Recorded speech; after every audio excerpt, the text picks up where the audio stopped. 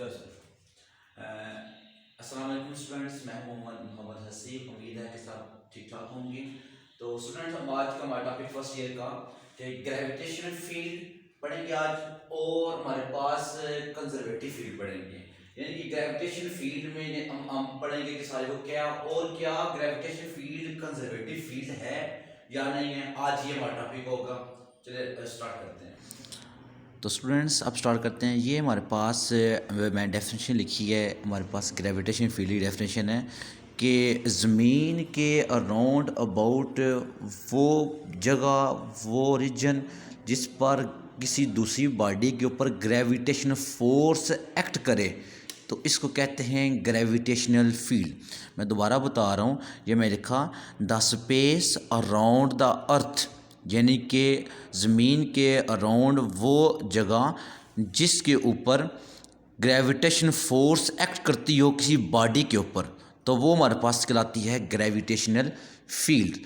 तो हमारे पास तो स्टूडेंट्स हमारे पास तो पहली चीज़ तो हमारे पास तो ग्रेविटेशनल फील्ड थी कि ग्रेविटेशन फील्ड क्या होती है कि ज़मीन के अराउंड अबाउट वो प्लेस जिस पर वो किसी दूसरे ऑब्जेक्ट के ऊपर ग्रेविटेशनल फोर्स लगाती हो, वो तुम्हारे पास ग्रेविटेशनल फील्ड कहलाती है।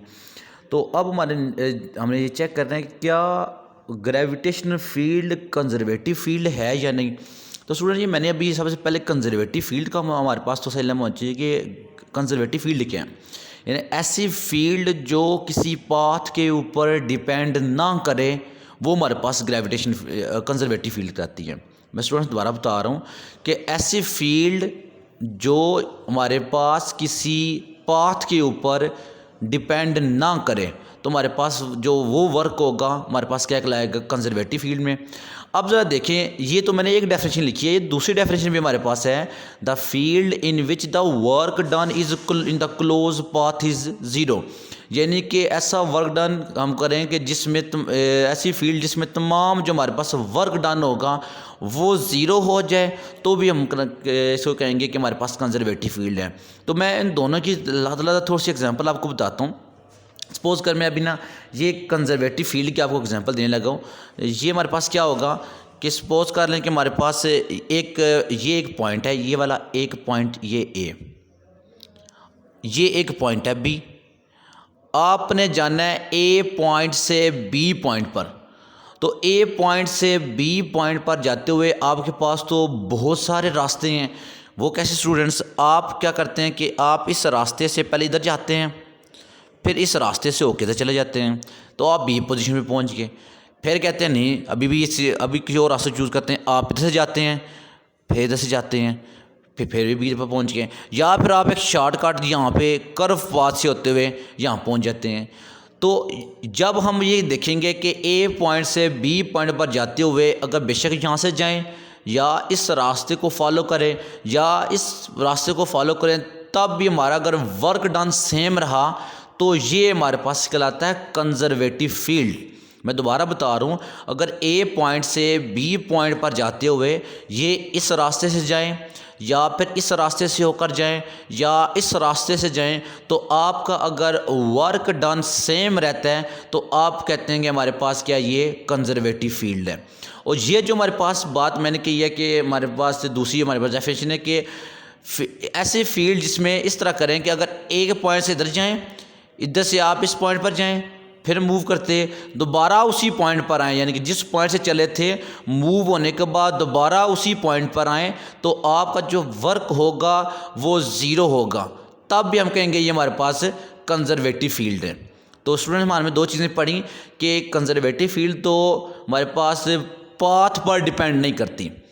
अब ये कैसे काम होता है कि पाथ पर कैसे डिपेंड नहीं करती कि अगर यहाँ से इधर जाएँ तब भी हमारा वर्क डन सेम, इस रास्ते से इधर जाएं बी पॉइंट पर तब भी हमारा वर्क डन सेम, अगर कर्व पाथ को आप चूज़ करते हैं तब भी हमारा जो यानी कि इस पाथ से जाएं तब भी हमारा अगर वर्क डन सेम रहा, तो हम कहेंगे ये हमारे पास कंजर्वेटिव फील्ड है। आज जो हमें चेक करना है कि क्या ग्रेविटेशनल फील्ड जो है क्या वो भी एक कंजर्वेटिव फील्ड है या नहीं। तो स्टूडेंट्स हम क्या चेक करते हैं कि हम इसको नाम देते हैं, ये ए, ये बी, इसको सी देते हैं, ये हमारे पास डी पॉइंट है। तो हम चेक करेंगे पहले ए से डी जाएंगे, यानी कि ये रास्ता चूज़ करेंगे ए, डी और बी, इसका वर्क डन चेक करेंगे। उसके बाद हम चेक करेंगे ए, सी, बी का, फिर हम चेक करेंगे इस कर्व का। अगर तीनों का हमारे पास जो वर्क डन है, अगर वो वर्क डन सेम रहा तो हम कहेंगे कि ये हमारे पास जो फील्ड है ये हमारे पास कंजर्वेटिव फील्ड है। तो स्टूडेंट्स स्टार्ट करते हैं इसके जो मैथमेटिकल, हम इसे प्रूव करते हैं कि कैसे हुआ है। ये हमारे पास एक डायग्राम है कि ए, डी, बी, एक रास्ता हम पहले यहाँ से जाएंगे पाथ 1, ये हमारे पास इस तरह पाथ है पाथ 1, ये भी एक पाथ 1 है, यानी किस तरह से जाएंगे। और दूसरा हमारे पास रास्ता, ये मैंने पाथ 2 लिखा, ये भी पाथ 2 लिखा है, हम ए से सी से बी जाएंगे। फिर हम ये इस पॉइंट को चूज़ करेंगे बाद में, इसको पाथ 3 कह देते हैं हमारे पास।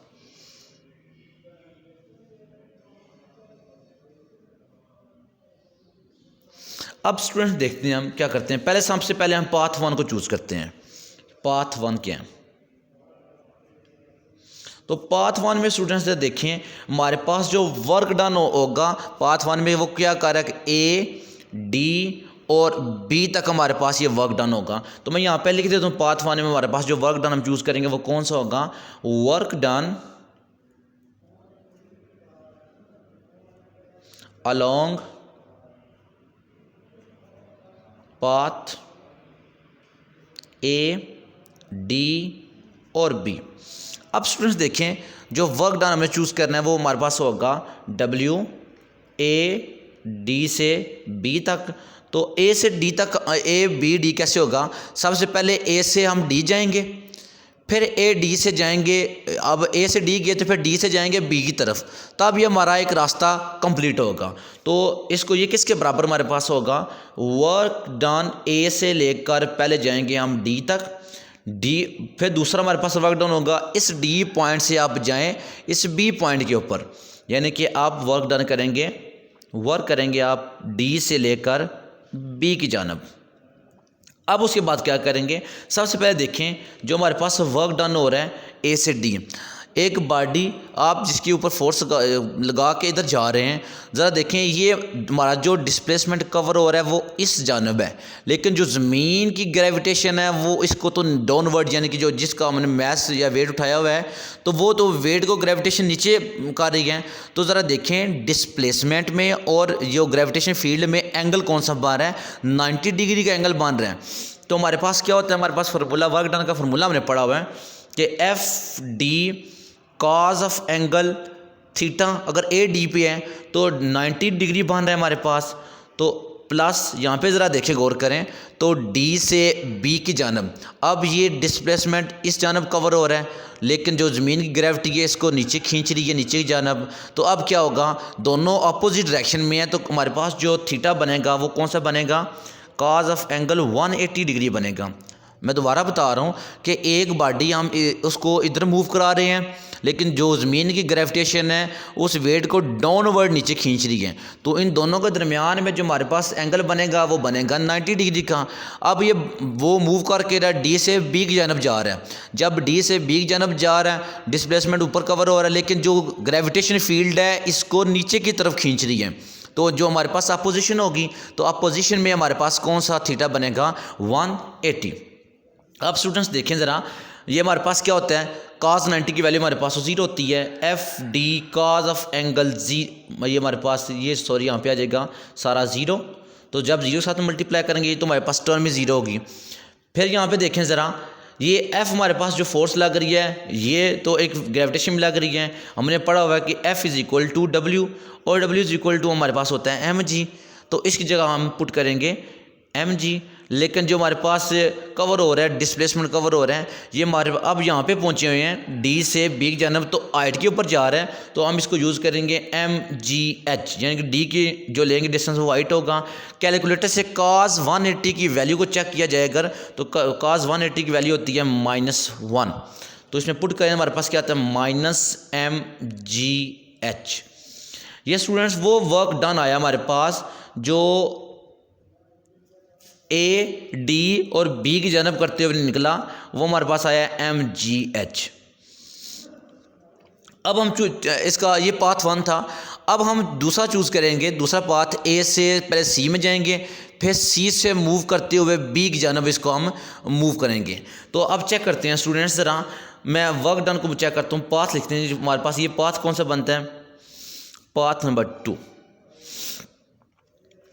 इस पाथ में हमारे पास जो वर्क डन होगा, work done along the path A, C और बी, यानी कि पहले ए से सी की जानब जाएंगे, फिर सी से बी की जानब जाएंगे। तो फिर हम चेक करते हैं। सबसे पहले जो वर्क डन हमारे पास आएगा वो क्या होगा? ए, सी और बी हमारे पास आएगा। ये पहले हम कहाँ जाएंगे? ए से सी की जानब, फिर वर्क डन करेंगे सी से बी की जानब। अब ज़रा हम चेक करेंगे इसमें, तो ए से सी की जानब ज़रा गौर करें स्टूडेंट्स। तो हमारे पास ये आएगा ए से सी की जानब जाते हुए वर्क डन। तो आपको वही पता है आपको कि F D cause of angle. ज़रा चेक करें कि आपका यहाँ से इस तरफ जा रहे हैं, इसकी अपोजिशन में जा रहे हैं, वो डिस्प्लेसमेंट कवर कर रहे हैं, तो ग्रेविटेशन इसको नीचे की जानब खींच रही है। यानी कि यहाँ से हम ऊपर जा रहे हैं, ग्रेविटेशन इसको नीचे की तरफ लेके आ रही है। तो हमारे पास जो एंगल बनेगा वो कौन सा बनेगा? अपोजिशन हो रही है, तो हमारे पास होगा 180 जानब। अब ज़रा देखें सी से बी की जानब, फिर वही बात, अगर यहाँ से हॉरिजॉन्टल मूव कर रहे हैं तो वेट डाउनवर्ड है, डिस्प्लेसमेंट आगे जा रहा है। तो दोनों के दरमियान में जो हमारे पास, जैसे ये एक बी पर एंगल 90 का बना हुआ था, तो सेम हमारे पास सी और बी की जानब जब मूव करेंगे तब हमारे पास एंगल 90 बनेगा। F D cause of angle 90 degree. अब स्टूडेंट्स देखें ज़रा, हमें तो पता है कॉज 90 की वैल्यू 0 होती है, तो यहाँ पे ये टर्म तुम्हारे पास 0 होगी। अब यहाँ पे देखें cos 1, फिर वही बात, फोर्स हमारे पास क्या जी? हमारे पास एम जी, डिस्टेंस हाइट में कवर हो रहा है, एच cos 180 की वैल्यू क्या होती है? -1। तो स्टूडेंट्स ये हमारे पास आंसर आएगा -mgh। ये वो वर्क डन होगा जो ए, सी और बी की जानब जाते हुए लगेगा। तो स्टूडेंट्स सबसे पहले हमने ए से डी और बी की जानब सफ़र किया, तो वर्क डन चेक किया तो -mgh आया।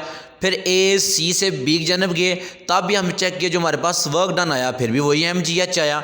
अब स्टूडेंट्स चेक करेंगे ए से बी की जानब जाते हुए हमारा जो वर्क डन होगा वो कैसे होगा। तो स्टूडेंट्स सबसे पहले आप इसको इस तरह करें। अब ये बात हमारे पास कर्व आ गया, ये जो हमारे पास जो पाथ है ये कर्व आया है। अब इस कर्व को स्टूडेंट्स आप छोटे छोटे पैजेस में डिवाइड करें, पैजेस में डिवाइड करते जाएँ। इस पैजेस में इसको डिवाइड करें तो हमारे पास क्या होगा? तमाम जो हॉरिजॉन्टल पाथ होंगे, तो हमने चेक किया ये हॉरिजॉन्टल थे, ए डी और सी भी हमारे पास हॉरिजॉन्टल थे। तो तमाम का जो हमारे पास वर्क डन हॉरिजॉन्टल पाथ में आता है वो तुम्हारे पास आएगा 0। लेकिन जो वर्क डन हम चेक करेंगे तमाम के जो ये वर्टिकल पॉइंट्स हैं ना ऊपर, इनका हमारे पास जो वर्क डन होगा वो अब हम इसको काउंट करते हैं। तो स्टूडेंट्स हम इसमें चेक करते हैं ज़रा इसको, अब कौन सा पाथ बनता है हमारे पास? ये पाथ नंबर हमारे पास 3 है, पाथ 3। अब ये जो पाथ हमारे पास 3 बना है, ये work done along the curve path बन रहा है। वर्क डन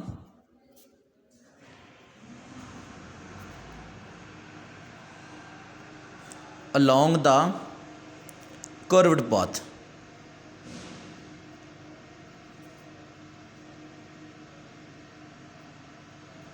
अब स्टूडेंट्स देखें ज़रा, हमारे पास क्या होता है कि हमने, मैं यहाँ पे वो थोड़ी सी रफ सी दोबारा डायग्राम बना देता हूँ कि हमारे पास क्या हुआ था कि ये हमारे पास इस तरह डायग्राम बनी थी। ये जो हमारे पास एक बना था, इस तरह कर्व पाथ बना था, तो मैंने कहा था इसको हम छोटे छोटे पैजेस में डिवाइड करते हैं।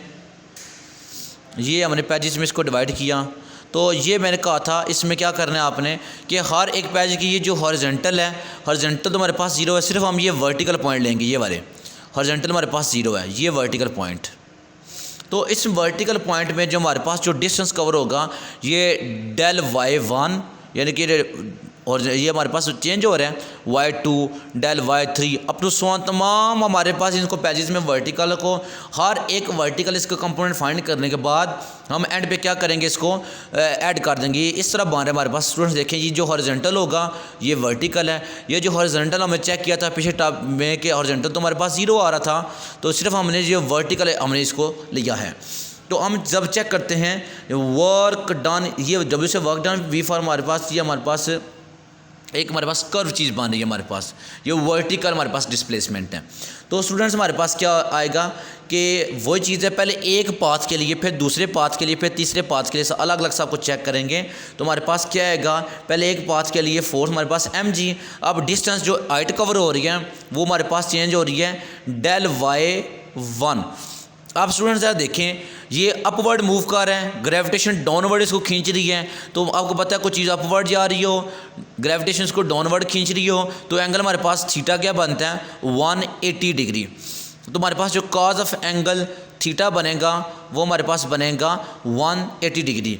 सेम एज इट इज़ इसी तरह mg। अब दूसरा पाथ चूज़ करना है अपने del y2 cause of angle फिर 180 डिग्री। सेम इसी तरह इस तरह अब इसको अप टू सोन करते जाएं mg। ये इसको मैं थोड़ा सा ये अलग करूँ, ये हमारे पास क्या आएगा mg कॉज ऑफ एंगल। ये देखो mg के बाद हमारे पास जो डेल बनेगा यानी कि y3 बनेगा। तीसरा पाथ यूज़ कर रहे हैं कॉज 180। इसी तरह आप स्टूडेंट करते जाएं तो हमारे पास क्या आएगा एंड पॉइंट तक, nth पॉइंट तक क्या आएगा mg डेल्टा yn यानी कि nth टर्म तक कॉज ऑफ एंगल 180 डिग्री। तो अब ज़रा इसकी वैल्यूज़ को पुट करें, हमारे पास क्या आएगा mg del y1 cos 180 की वैल्यू स्टूडेंट्स हमारे पास होती है -1। यहाँ पे भी चेक करें mg del y2 cos 180 की वैल्यू होती है -1। mg del y3 हमारे पास आएगा ये -1। अप टू सो ऑन करते जाएं तो mg del y1 sorry yn तक जाएगा ये -1। तो स्टूडेंट्स ज़रा देखें इन तमाम टर्म में से हमारे पास ज़रा mgh del y1 minus mg del y2, ये स्टूडेंट्स प्लस माइनस ये माइनस हो रहा है, minus mg del y3 plus up to so on करते जाएँ तो हमारे पास क्या आएगा यहाँ पे इसकी nth टर्म जो होगी वो माइनस mg del yn बन रही है। अब स्टूडेंट्स इसमें ज़रा गौर करें थोड़ा सा, ये हमारे पास क्या आएगा कि इन तमाम टर्म में से हमारे पास कॉमन क्या आ रहा है mg हमारे पास कॉमन आ गया। अंदर क्या रह जाएगा del y1 plus del y2 plus del y3 plus up to so on हमारे पास आएगा del yn तक। अब स्टूडेंट्स ये हमारे पास देखें ये तमाम वर्टिकल वो हमारे पास आ गया है। ये हमारे पास जो वर्टिकल था 1 2 इस तरह करते गए तमाम वर्टिकल इसके कंपोनेंट्स रिजॉल्व हो गए हैं। तो तमाम के वर्टिकल्स को जब हम ऐड करेंगे तो तमाम कर्व की हाइट हमारे पास आ जाएगी। तो इसकी सारे जगह पे हम लिख सकते हैं इन तमाम टर्म्स की जगह पे सिंपली हमारे पास ये हाइट बनेगी टोटल करेंगे। तो स्टूडेंट्स ये हमारे पास वो वर्टिकल भी हमारे पास वर्क डन आ गया।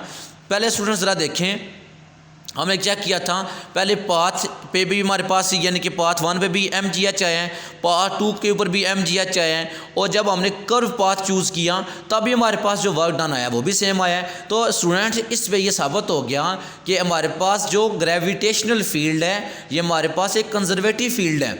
1 2 3 हमारे पास जब वैल्यू देखने के बाद जो हमारे पास जो वर्क डन आया था वो पाथ पे डिपेंड ही कोई नहीं कर रहा।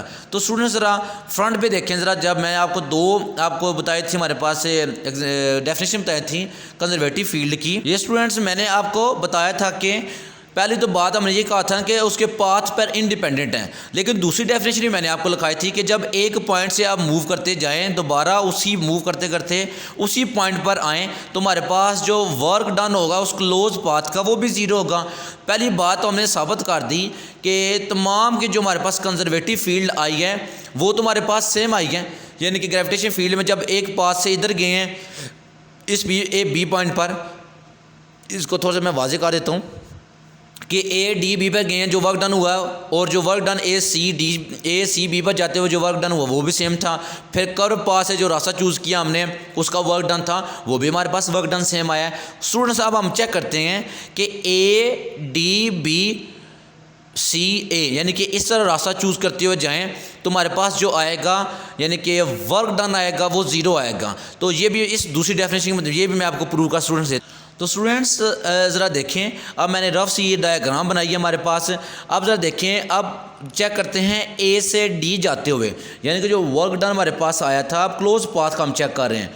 वर्क इसकी हेडिंग देनी है आपने work done along close path.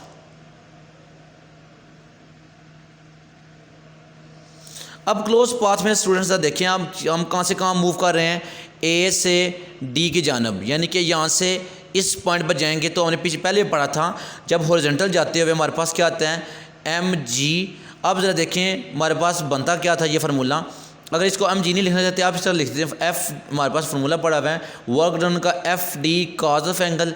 आप देखें ये इस डायरेक्शन मूव कर रहा है लेकिन इसकी ग्रेविटी जो नीचे वो की तरफ फोर्स की जो ज़मीन की ग्रेविटी है इसको नीचे की तरफ लेके जा रही है, तो दोनों के दरमियान जो थीटा बन है वो 90 डिग्री का बन रहा है, तो कॉज 90 हमारे पास पता है 0 होते हैं। तो पहली बात ये हुई कि जो वर्क डन ए से डी की जानब हम वर्क डन करेंगे हमारे पास क्या आएगा 0।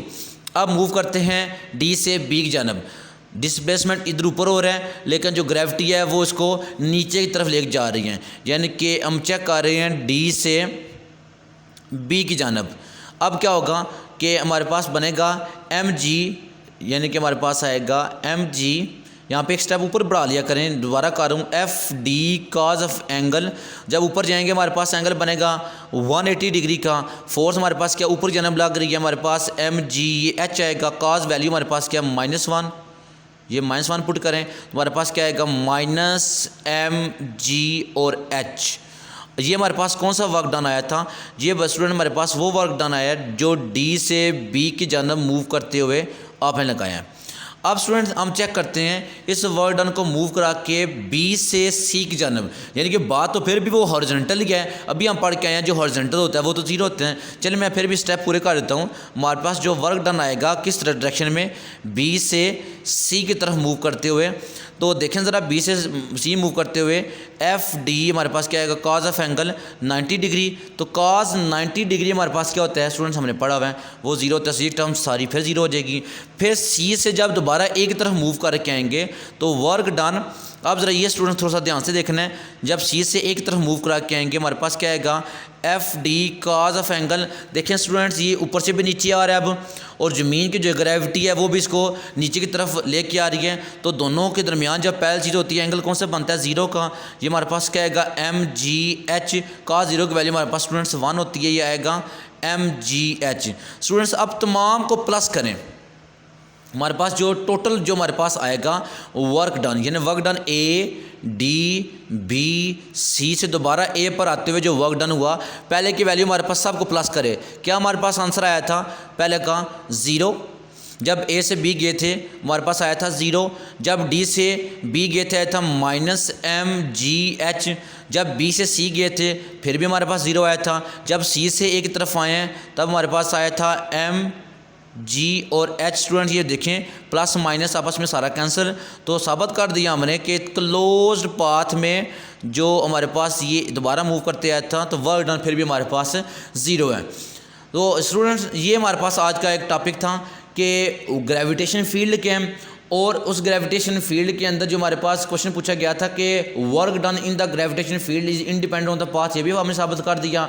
फिर हमने साबित किया कि work done along the closed path की जो ग्रेविटेशनल फील्ड है या ग्रेविटेशनल है हमारे पास, वो हमारे पास क्या है 0। तो उम्मीद है कि स्टूडेंट्स आपको ये टॉपिक आज का समझ लग गया होगा। अल्लाह हाफिज़।